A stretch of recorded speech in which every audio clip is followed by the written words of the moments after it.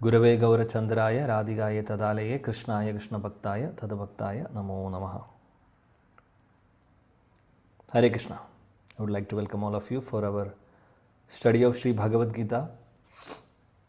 So we are in the second chapter.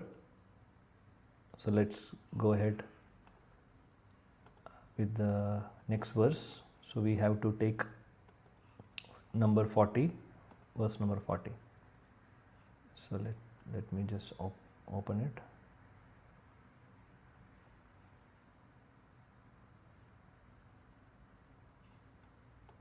Hare Krishna.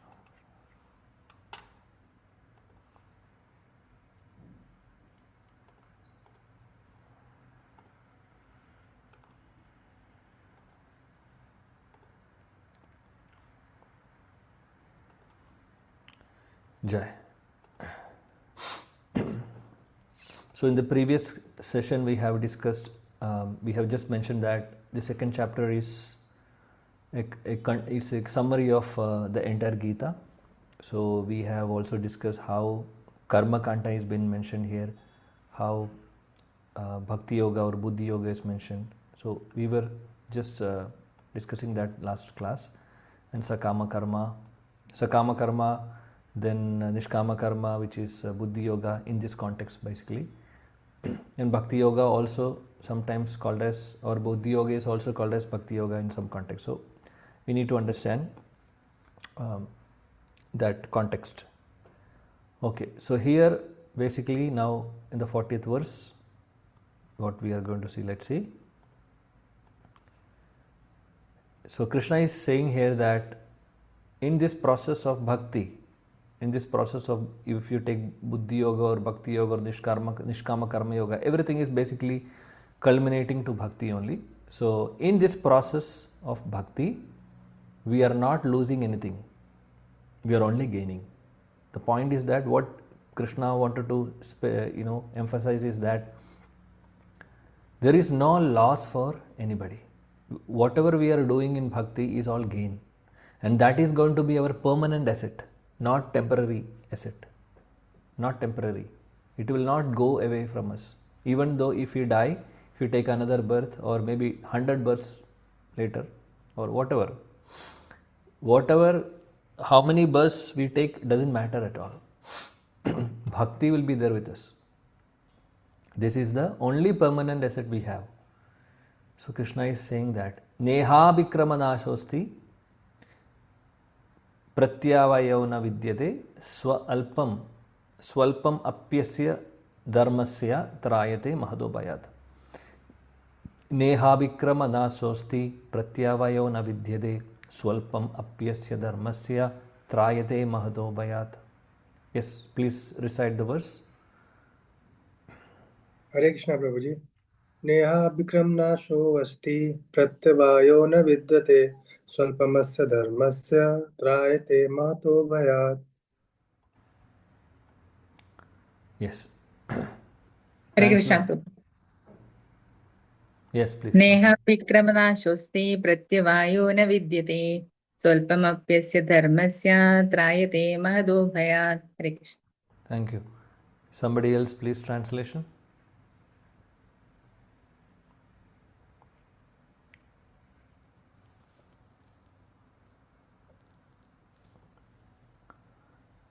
Okay, now anybody can read, please. Yes, Mataji. Hare Krishna. In this endeavor, there is no law for diminution, and a little advancement on this path can protect one from the most dangerous type of fear. Thank you, Krishna. Hare Krishna. So this is the point which we discussed. In this endeavor, in what endeavor? In the process of bhakti, there is no loss or diminution. Diminution means no loss, means we are not losing anything, we are only gaining. Then he says a little advancement on this path can protect one from the most dangerous type of fear. So even if you are doing a very little bhakti, we are getting protected by Krishna, and we are gaining a lot. So Krishna is telling that there is nothing to worry about. I mean, there is no turning back from the process of bhakti. So whatever we do is all gain. It's all for our spiritual progress only. So everything will be in our credits. Srila Prabhupada's purport, Srila Prabhupada ki jai. Activity in Krishna consciousness or acting for the benefit of Krishna without expectation of sense gratification is the highest transcendental quality of work. Even a small beginning of such activity finds no impediment, nor can that small beginning be lost at any stage. Any work, okay, so Prabhupada mentions here, any activity in Krishna consciousness means whatever we are doing in Krishna consciousness, for the benefit of Krishna, acting for the benefit of Krishna, without expectation of sense gratification. This is important. We are acting or we are doing particular activity for the pleasure of Krishna. So, samsiddhir haritoshanam, and not expecting instant gratification. For sense gratification is for our own, senses, the desire of our senses, which is not the right way of performing. I mean, expecting something on that level is not the right approach. So, no expectation of sense gratification, at the same time acting for the benefit of Krishna is the highest transcendental quality of work. Prabhupada mentioned the highest, topmost. This is the best thing we can do with our human body, human form. Even a small beginning, Prabhupada mentioned, even a small beginning of such activity finds no impediment, nor that small beginning be lost at any stage. So, even if it is small beginning, for example, if we are chanting only one mantra of Hare Krishna Mahamantra, just one time, Hare Krishna, Krishna Krishna, Hare Hare, Hare Ram, Ram Ram, Hare Hare. Likewise, if we are reading only one verse of Bhagavad Gita or Bhagavatam, just one verse, that has got a lot of potency. We don't know the value. So, any small beginning will be our permanent, it will become a permanent asset, and we are not losing that. That is what Prabhupada mentions. Small beginning, nor can that small beginning be lost at any stage. We will not lose that. Whatever we are gaining, that spiritual credit, what we are getting from the activity. Any work begun on the material plane has to be completed, otherwise whole attempt becomes a failure. But any work begun in Krishna consciousness has a permanent effect, even though not finished. So, we know anything which we are doing on the material plane, definitely it has got an end. It has got an end. For example, many examples we can say. Some of us would have studied engineering, some of us may be doctors or maybe other graduation or postgraduates. But that is only for this life. If we are taking birth again in this material world, in the human form, if we are saying that if we are remembering our previous life, past life, that anyway will not happen, but still we are giving an example, right? So, imagine if we are able to remember our past life and we understand that we were a doctor or an engineer in the previous life. So, if in the current life, can we say that in the previous life I was an engineer or a doctor, so I don't have to go through the studies, I don't have to go to the schools, I can directly enroll into the medical school? That will never happen. So whatever material things we are doing, everything has got an end, and that will be going away from us. We are going to lose it for sure. Whatever we do, could be name, fame, recognition, or money, or anything of this world, we are talking about from this world, means whatever is from the world, this world means it is all in the material plane, that we are going to lose. So we don't have to worry about all those, but anything we are doing in Krishna consciousness has a permanent effect, and it will be always with us. So beautiful. So we don't know, actually nobody knows this, right? If you see around, people are running from morning to night, running here and there for making money, for getting some sense gratification, nothing else. The purpose of life is centered around sense gratification. But by Srila Prabhupada's costless mercy, all of us are here now, and trying to understand the value of human life and the goal of life, right? And so fortunate we are because of their causeless mercy. We don't have any qualification, but because of their qualification, our disqualification has become insignificant in front of that qualification, in front of their qualification, by the way.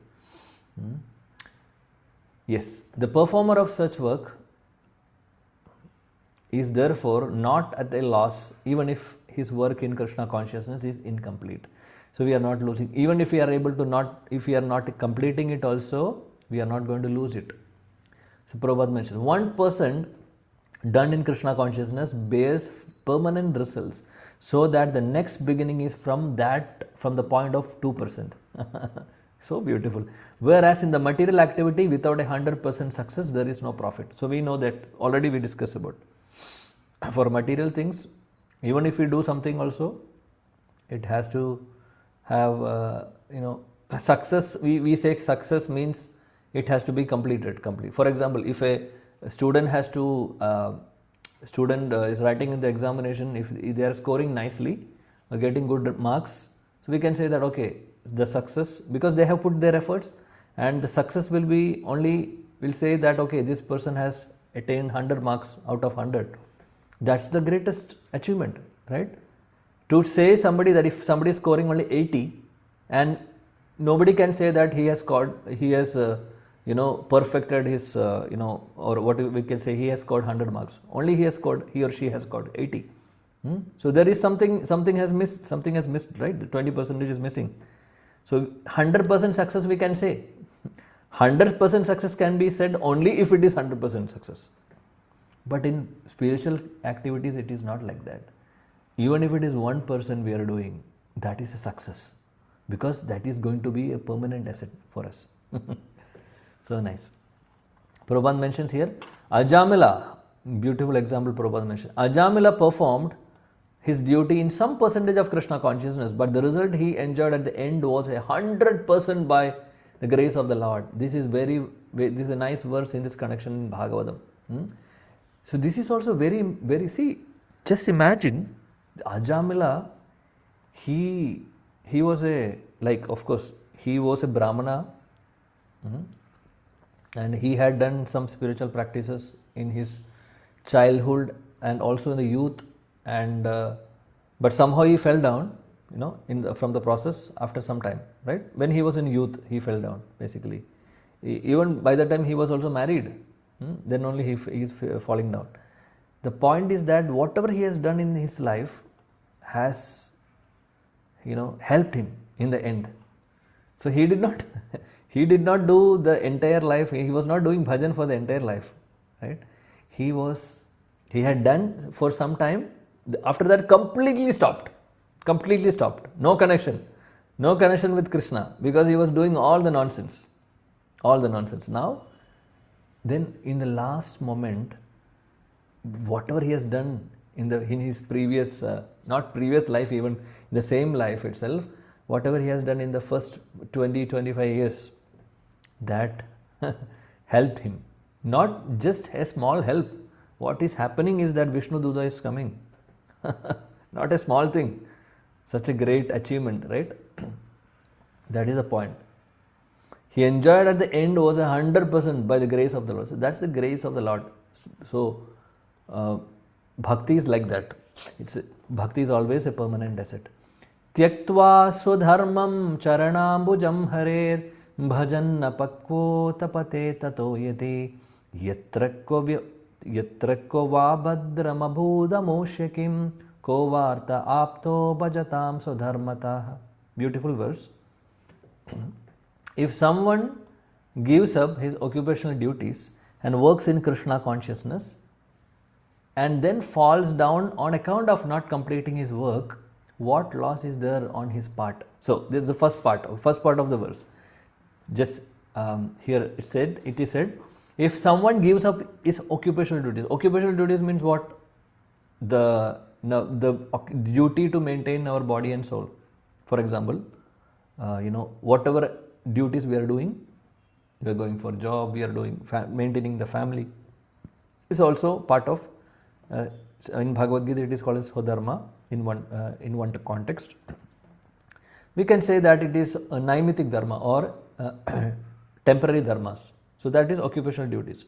So if someone is giving up that and completely dedicating his life for Krishna consciousness, for example, then imagine if that person could not finish the Krishna consciousness, or he could not perfect his life in Krishna consciousness. Something happened to him, he is falling down from the standards, but still he is not losing anything. He is not at all losing anything. But on the other hand, the second line says, and what one can gain if one performs his material activities perfectly. So if a person is doing material activities perfectly, but what he is actually gaining? He is not gaining any permanent asset. He is gaining only temporary, some chapal happiness, chapal sukh, nothing else. So what is his actual gain? Maybe he is doing his material responsibilities, occupational duties perfectly, taking care of the family, going to job, very sincerely working for the company, getting money and using it for family. So we may think, oh, ideal householder. That's not the ideal householder. But the world may say that he is an ideal, ideal perfect householder. But ideal householder should be primarily focusing on bhakti, Krishna consciousness. Otherwise, there is no gain. There is no gain. So Prabhupada mentioned, or the Christian says, what profit a man if he gain the whole world yet suffers the loss of his eternal soul? Correct. So even if he become the CEO of any company of this world, Google or Microsoft or any big Facebook or whatever, what is the gain actually? Maybe some money they are getting, some name, fame, recognition they are getting. What at the end they have to leave everything and die. So no gain actually for them. But if that person is chanting Hare Krishna Mahamantra at least one time in his life, he is gaining something. That is the beauty of Krishna consciousness.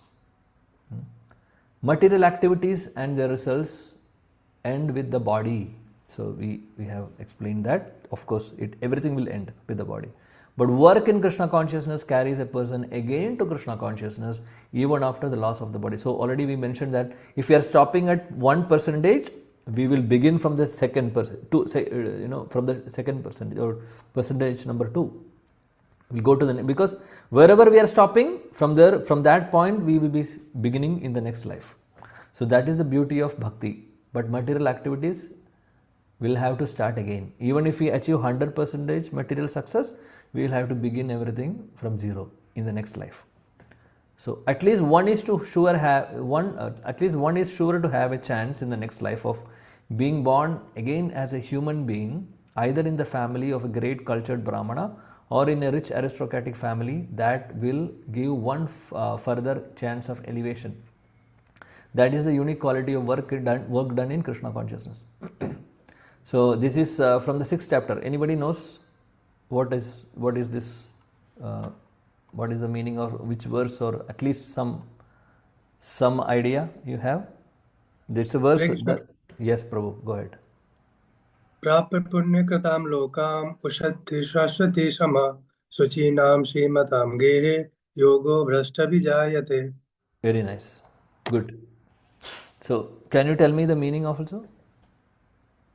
Prabhu, meaning is the same as is mentioned here.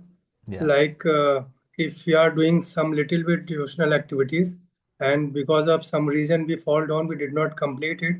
So in the next life we will born in some rich family if you are having some material desire, or if we do little bit more in this lifetime, we will have a chance to birth in the Brahmana families. So from the beginning we can start our spiritual activity from where we stop in this lifetime.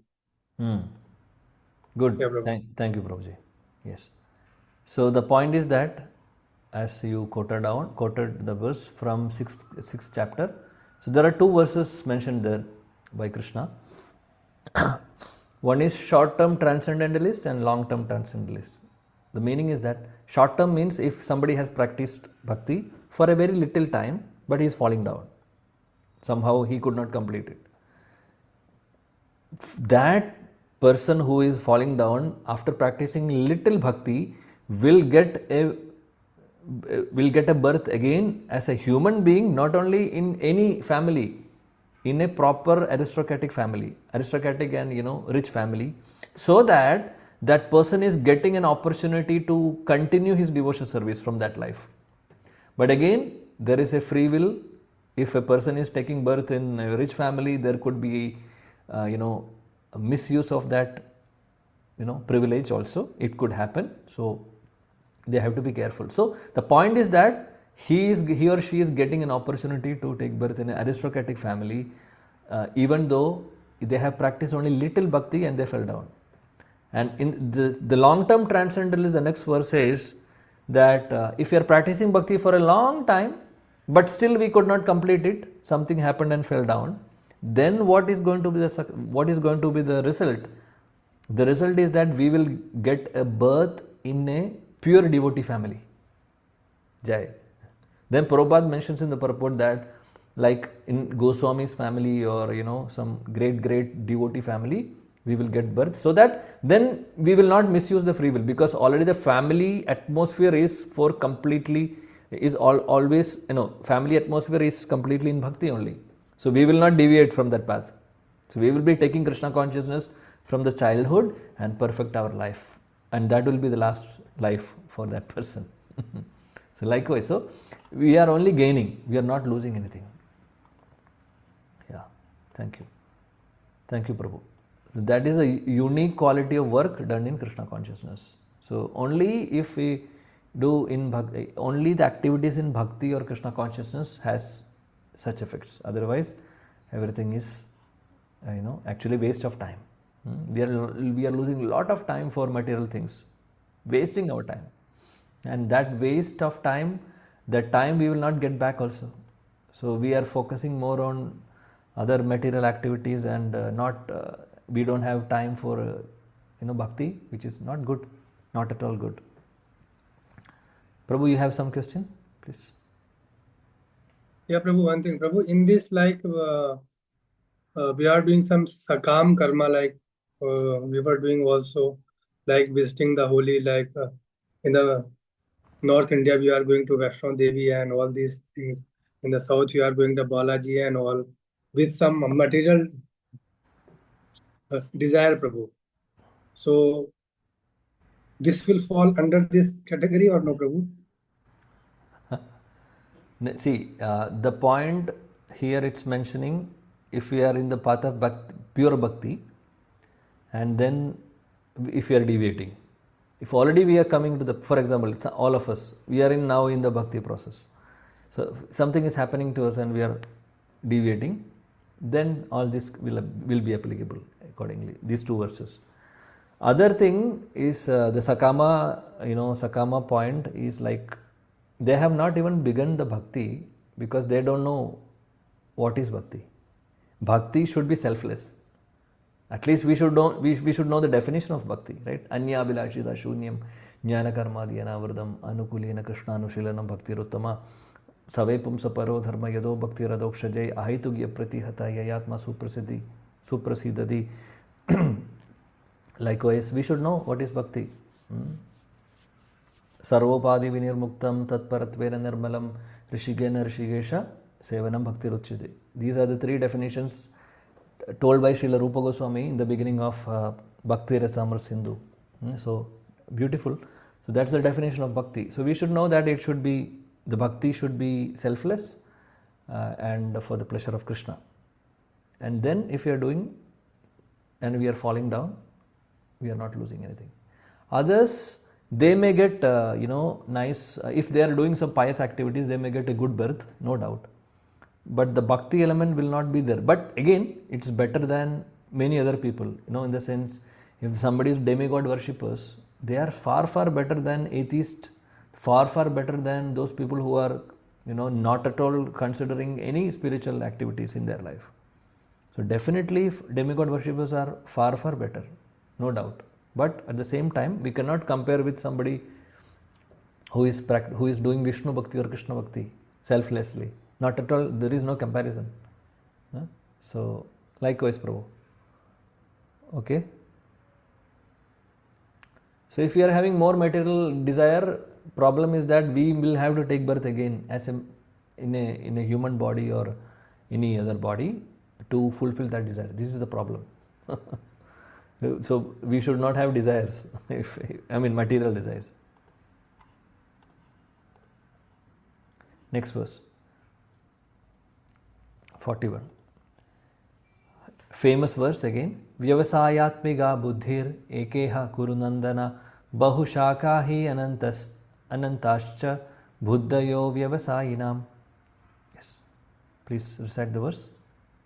Hare Krishna, Prabhu. Vyavasatmika buddhir ekeha kurunandana bahushakha hanantascha buddhiyo avyavasayinam. Thank you. So anybody else? Hare Krishna, Prabhu. Vyavasayatmika buddhi rekeha kuru nandana bahushakha hinandascha buddhayo vyavasayinam. Hare Thank Krishna. you. Translation, someone please. Hare Krishna Prabhuji. Those who are on this path are resolute in purpose and their aim is one. O beloved child of Kurus, the intelligence of those who are irresolute is many branched. Hare Krishna. Thank you. It's a very beautiful verse. Vyavasayatmika buddhi. Vyavasayatmika means one-pointed, resolute or one-pointed attention in bhakti, in Krishna consciousness. Buddhi is intelligence. So Vyavasayatmika buddhi means one-pointed, resolute in. So using our our intelligence by using our intelligence we are completely one-pointed in Krishna consciousness. That is the state. Ekeha kuru nandana. Only. So only means only that. No other branches. So completely focused, one-pointed attention to Krishna. Bahu shakai anandascha. But here, Prabhupada beautifully translates this. Those who are in the path, those who are in this path, which we already mentioned, in the path of bhakti, are resolute in purpose. They have only one focus is to serve Krishna, and no material sense gratification, or no desire for sense gratification. Their path, they are resolute in purpose.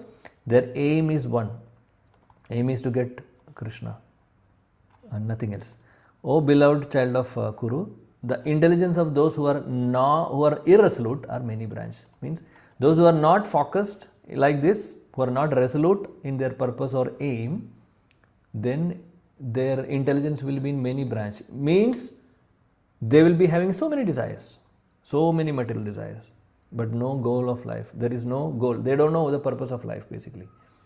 So this nice verse, our Acharya Srila Vishwanath Chakravarti Thakur, he has explained this verse in a very beautiful way. He says that this Vyavasayatmika buddhi is basically, he's saying that this one-pointed focus, one-pointed intelligence should be there for serving our Guru. One-pointed. So very much, so not only Krishna and his, so whenever we say Krishna, it includes his pure devotees also.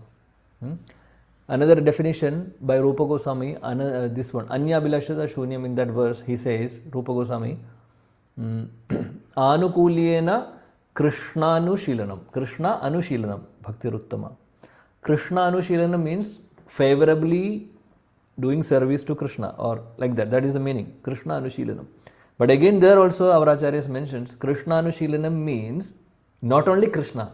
It can be all incarnations of Krishna, or it could be Gurus or Acharyas, or Tulsi Devi or pure devotees of Krishna. So Krishna Anushilana means following the footsteps of serving Krishna selflessly plus following the footsteps of all the pure devotees of Krishna. So that is one explanation there also. So Vyavasayatmika Buddhir is, if we are getting, our Vishwanath Chakravarti Thakur says, if we are getting an instruction from our spiritual master, then that should be one pointed and we have to work for it like our Prabhupada did. Vyavasayatmika Buddhir. Basically, he is speaking about the instruction from the spiritual master. So with that one pointed determination, we are working for it. So that's one explanation. Okay, let's go ahead and read.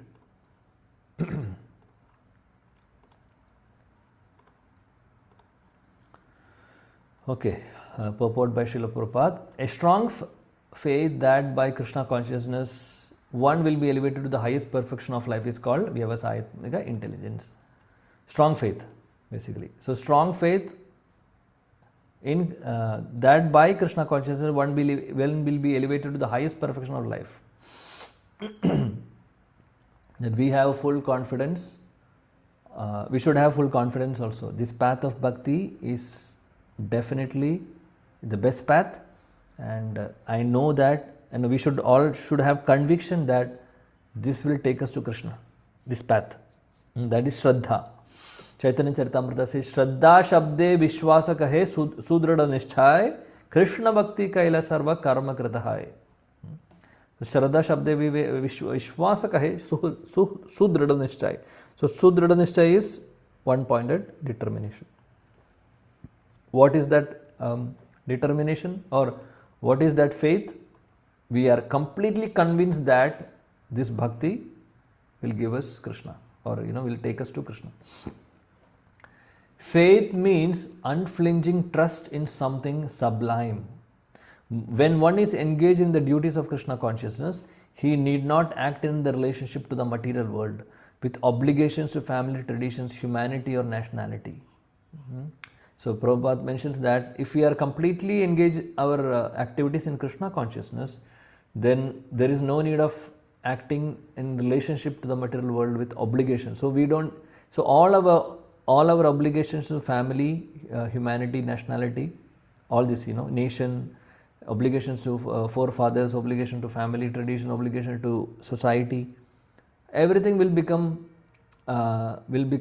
insignificant when we are performing or we are engaging completely in Krishna consciousness, because we are serving Krishna. He is the whole, and other things are, they all will be satisfied by serving Krishna. Okay, so then the question may come, then all of us are all trying to do Krishna consciousness, or we are all in the path of bhakti. So is it, does it mean that we don't have any obligation to family or humanity or nation or whatever, forefathers or demigods? The question may come in our mind, correct? Then the point is that if we have completely dedicated our time for Krishna, for example, like our sannyasis, and they don't have any other occupational duty. They don't have to go to office and get some money. They have to do some household work and do nothing. They are completely focused on Krishna consciousness. So for them, there is no obligation for anybody, obligation to forefathers, family or humanity, no. But all of us are not in that level, right? We have not reached to that level. Because of that, we have some obligations. But that obligations are not very, like we have to do something extra for them. If we are nicely practicing Krishna consciousness and we are dedicating all our activities for Krishna, then definitely these things will be taken care of. At the same time, we might be going to job, we might be gaining some money, saving some money, but we are using that in Krishna's service. That's good. So that is how we engaging in Krishna consciousness. But not like sannyasis. They don't have to go to office. So we are spending a lot of time in actually for our maintenance part. We are spending a lot of time, money, and everything, right? But for those who have completely dedicated, they are not wasting their time for their maintenance. So that is the difference we should know. So Prabhupada here mentions that fruitive activities are the engagements of one's reactions from the past good or bad deeds. So when one is awake in Krishna consciousness, he need no longer endeavor for good results in his activities. When one is situated in Krishna consciousness, all activities are on the absolute plane, for they no longer subject to dualities like good or bad. So Prabhupada nicely mentioned fruitive activities means any activities we perform to get some profit or expecting some result. That is fruitive activity. And these fruitive activities, are the engagements of reaction. So we may be doing some activity, so that for example, we are doing some pious activity. So that to perform that pious activity, we have some inclinations to that, to do that, right? And this everything is coming from our previous lives, our vasanas. Even if we have if we are doing some bad activities, so there could be two reasons. One will be already we have some vasana, bad vasana. Vasana means that nature from the previous lives. There are some association has got definitely lot of influence, no doubt.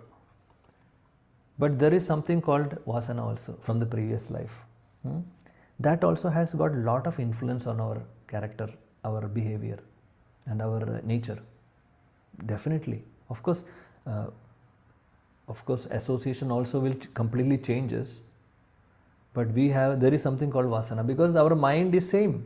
We are having the same mind since time immemorial. So all the impressions, all the desires, everything is there in our mind. So we are carrying that along with us. Right? We are changing the body, but subtle bodies are same basically. So, because of that, we have some impressions definitely from the past life, which is affecting our current situation, or that is actually prompting us to do so many things in this life. That is the case. That vasana is there with us, that is why. Plus, if we are getting a favorable situation to do that bad or good thing, so this will be triggered automatically because already we have a vasana in our heart or in our mind. That will be triggered automatically if we are getting a favorable situation. So this is the case. But when one is awake in Krishna consciousness, for him no longer endeavor he doesn't care for any. So we perform activities, but it's all for Krishna's pleasure. So we are not expecting anything from that. So it's neither it is becoming a pious activity or neither it is a bad activity, or because it's a activity performed for the pleasure of Krishna, then everything is good. No reaction for it. So we will not get any reaction for that. Otherwise we will get reactions, and that reaction will be accumulated, will be taking that reaction in the next life also, next lifetimes. So when one is situated in Krishna consciousness, all activities are on absolute plane, for they are no longer subject to duality. So if we are performing activities in Krishna consciousness, then there is no reaction for that activity, and no dualities also. Whether it is good or bad doesn't matter. We are doing our duty, that's all. We are doing duty for dedicated to Krishna. Whether we are going to get gain or we are losing something, we don't have to worry about it. No dualities. So the highest perfection of Krishna consciousness is renunciation of material conception of life. This state is automatically achieved by progressive Krishna consciousness. So highest perfection is renunciation of material conception. It's very difficult actually. Renunciation means we have to get rid of, or tyag, or we can say virakti, that we are, or vairagya. So we are renouncing all the material conception, and that will bring us to the point of perfect Krishna consciousness. And this can be achieved, Prabhupada mentions that by progressive Krishna consciousness. Not that one fine morning we are becoming a pure devotee.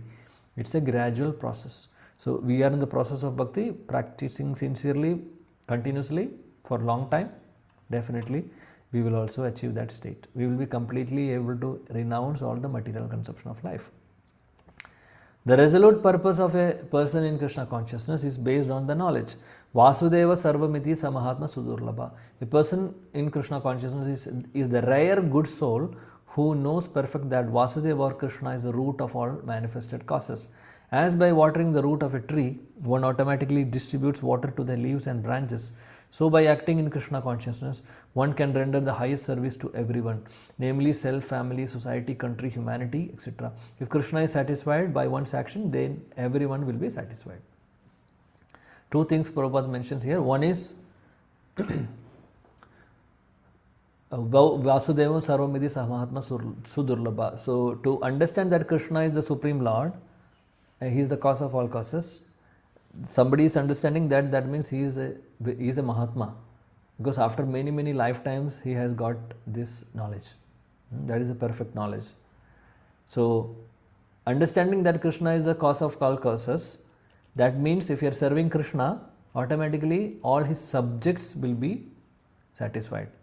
Means if you are watering a root of a tree, automatically the water is being distributed to all parts of the trees, right? Similarly, if you are acting in Krishna consciousness, if you are serving Krishna, or if you are dedicating all our activities in Krishna or in a proper consciousness, then we are actually rendering service to everybody, family, society, country, humanity. So no other obligations actually. Okay, that doesn't mean that we don't have to take care of them responsibly. That should be there, but at the same time obligations are not there. Like, otherwise what will happen, we will have some obligations to family, self, to society, humanity, etc. And without fulfilling or without completing those obligations, we cannot get out of this material world. There will be different obligations. Even the obligation to the demigods. We have obligation to demigods. Why? Because sun is giving sunlight, moon is giving moonlight, Indra is giving rain, so and Agni is giving fire, water, Varuna. So we have full obligation. We have to actually do something for them ideally. But if we are not in Krishna consciousness, or if we are not performing Krishna Bhakti or Vishnu Bhakti, then we have obligations for everybody. Then we'll have to do that puja, this puja, that puja, everything, because to satisfy them. But if we are serving Krishna, the Supreme Personality of Godhead, if we are worshipping Him, then all the demigods are His part and parcel. So we don't have to worry about going to each and every 33 crore demigods and do something for them. No need. That is the difference. So all obligations will be gone if you are serving Krishna. One pointed focus on Krishna consciousness will take us actually from all these obligations. Coming to the point of service in Krishna consciousness is, however, best practice under the able guidance of spiritual master, who is a bona fide representative of Krishna, who knows the nature of student and who can guide him to act in Krishna consciousness. So Prabhupada here mentions about the importance of having a spiritual master. So only a spiritual master, a bona fide spiritual master, can help us, guide us in the path of bhakti, and this is what we should do. We can't do whimsically. We should be under somebody. That somebody is not just somebody. He or she should be a bona fide guru. As such, to be well versed in Krishna consciousness, one has to act firmly and obey the representative of Krishna, and one should accept the instruction of the bona fide spiritual master as one's mission in life. See, Prabhupada mentioned, this is Srila Vishwanath. See, this is Srila Vishwanath Chakravarti Thakura's explanation in his commentary also, which we mentioned in the beginning of this verse. Actually, I mentioned that Vishwanath Chakravarti Thakura says this Vyavasayatmika Buddhi is the one-pointed understanding or accepting the instruction of spiritual master with that one pointed attention and performing that and doing and considering as that to be the mission of our life, like our Prabhupada did. Our Prabhupada, he got instruction from his spiritual master to go to Western countries and preach. He did that. He took as Guru Agya Shirasi Dritva. He has taken his Guru's instruction on his head and he is going and doing that. Srila Vishwanath Chakravarti Thakur says here in this is Guru Ashtagam, Yasya prasadat bhagavat prasado yasya prasadan nagati kutopi dhyayin stvam tasya yashastri sandhyam vande guru shri charanarvindam. So yasya prasad, if you are pleasing spiritual master, then Bhagavan also become pleased. Krishna will be pleased. Yasya prasadan, if we are not pleasing our spiritual master, then nagati kutopi, then we are not pleasing Krishna or not even pleasing Guru. So we are losing everything. So it's very important to please the spiritual master. To please the spiritual, if you do that, Krishna will be pleased. If we do not do that, or if we don't please our spiritual master, then nobody will be satisfied. Krishna, nor Krishna, neither Krishna nor spiritual master. By satisfaction of the spiritual master, the Supreme Personality of Godhead becomes satisfied. By not satisfying spiritual masters, there is no chance of being promoted to the plane of Krishna consciousness. I should therefore meditate and pray for his mercy 3 times a day and offer my respectful obeisances unto him, my spiritual master. So, dhyayan stvam tasya yashastri sandhyam. 3 times a day. 3 sandhyam. Dhyaya means he is saying, I meditate on spiritual master 3 times a day. So basically, this is mapping to the Gayatri, Guru Gayatri, which the Brahman initiated devotees do. The 3 times we are chanting, reciting, or chanting this Guru Gayatri also. But that doesn't mean that others don't have any obligations. Of course, everybody should remember Krishna and Guru always. Not even 3 times. 3 times is only just a mere number. It should be always. Should be always. Smartavyam satatam vishnum vismartavyam na jajujit. That is the conclusion of all scriptures. Sarva vidhi nishedasyor etayor eva kinkara. So remember Krishna always and do not forget him. So remember Krishna and remembering Krishna and remembering our spiritual master. That makes our life perfect. The whole process, however, depends on perfect knowledge of the soul beyond the conception of the body, not theoretically but practically. When there is no longer a chance for sense gratification, manifested in fruitive activities, one who is not firmly fixed in mind is diverted by various types of activities. So Prabhupada mentions here,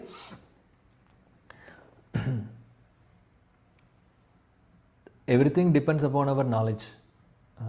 Understanding that we are not this body, we are spirit souls. So we have to rise above the bodily conception. Then there is no chance for sense gratification. All this material sense gratification will be automatically going from us actually. We should not be worried about that. It will go automatically. One who is not firmly fixed in mind, but if that is not happening, or we are not fixing that in the mind properly, then we will be diverted to various topics of this world.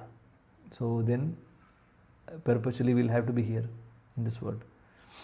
So this verse again reminds us for one-pointed Krishna consciousness.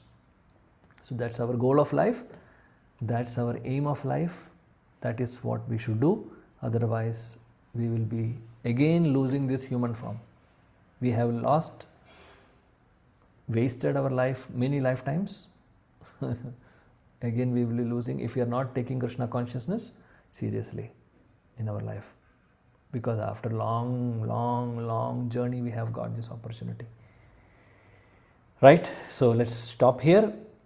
Shri Bhagavad Gita ki jai, Jagat Guru Srila Prabhupada ki jai, Samaveda Gaura Bhakti Vrindi ki jai, Gaudiya Guru Vrindi ki jai, Nitai Gaura Premanande. Hare Krishna. Thank you. Yes, anybody has anything to reflect upon or any reflections? Haribol Prabhuji. Hare Krishna. Yes, Prabhu. Thank you very much for explaining beautifully these two important shlokas. Like for my reflection, for my understanding, like it showed me a mirror, something like a mirror, that what we should do and what we are doing now. So we are nowhere, Prabhuji. What you explained today, we are nowhere. Like we just began, maybe we took one or two baby step only, but it's a long journey, Prabhu. Absolutely. Prabhu. At least we have taken the baby steps. That's something great achievement. If people are not taking baby steps at least, then we are wasting this life. So we are very fortunate in that way. Of course, because of the mercy of Prabhupada and our gurus. Because of mercy of Chaitanya Mahaprabhu, Prabhupada came, and because of Prabhupada, our now current gurus are here. Because of their cosmos mercy, we are here.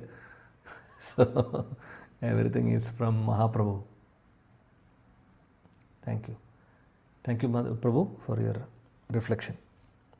Anybody has any questions or anything to add on?